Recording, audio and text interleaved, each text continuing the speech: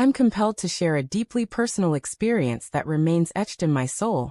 A moment that was both shattering and life-altering, reshaping my entire perspective. It centers on the time my spouse prohibited me from joining a modest retreat with close friends. And the fallout from that decision unveiled a truth so profound it forced me to face the hardest choice I've ever made. Here's the complete tale, from its quiet beginnings to its transformative end. It started as unremarkable days often do. My cherished friends, bonded through our college years, had spent months planning a weekend escape. It was an opportunity to step away from life's relentless pace, to share joy, meaningful conversations, and a rare chance to simply exist in the moment. I was genuinely thrilled.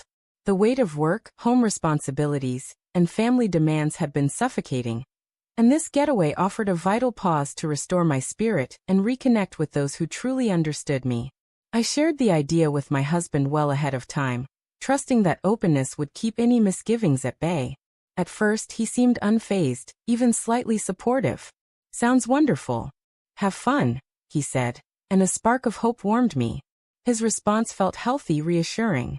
But as the trip approached, his attitude shifted subtly. Questions began to surface, numerous and pointed. Who would be there? Where exactly were we staying? What were our plans? His tone lost its warmth, tinged instead with suspicion, as though he were hunting for a reason to fuel his discomfort. I tried to soothe his worries. "It's just a girls' weekend," I reassured him.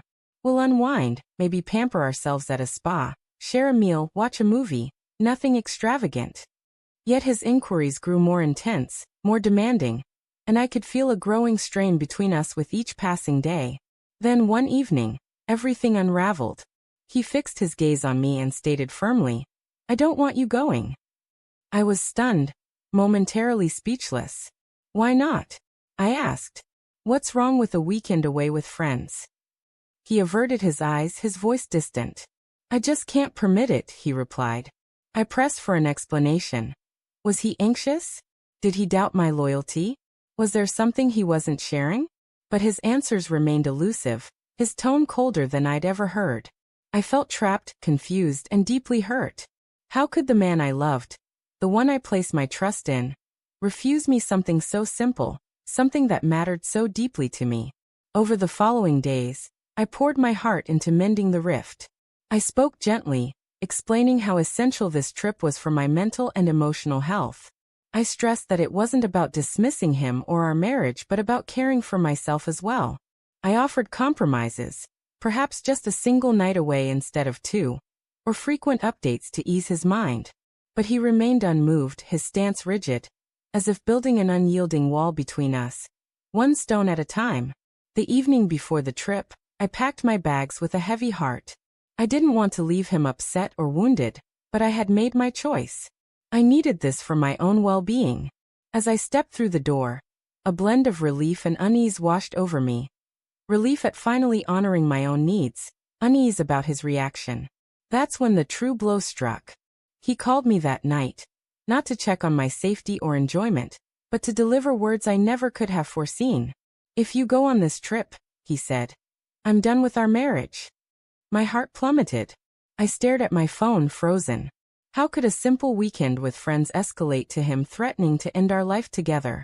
I asked if he was serious, begged him to reconsider, to discuss it, to think of everything we'd created together. But his voice was unyielding, icy. "You've betrayed my trust," he said.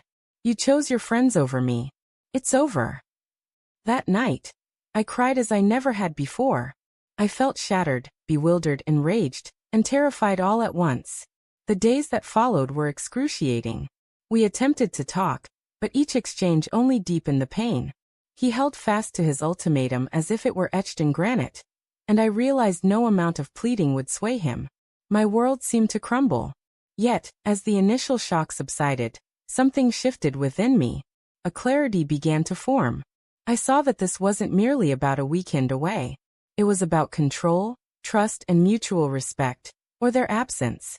I came to understand that I deserved a partner who encouraged me, who championed my growth, who trusted me even when I was away with friends.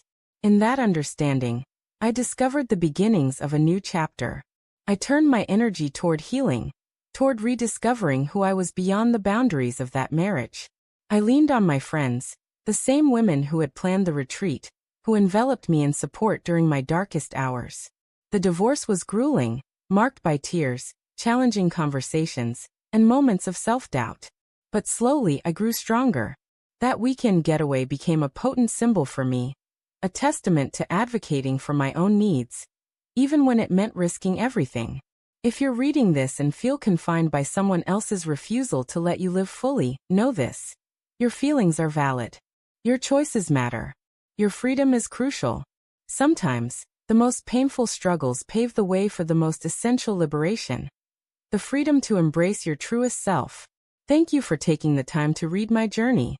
If you've faced something similar, I'd be honored to hear your thoughts or experiences. Let's support one another.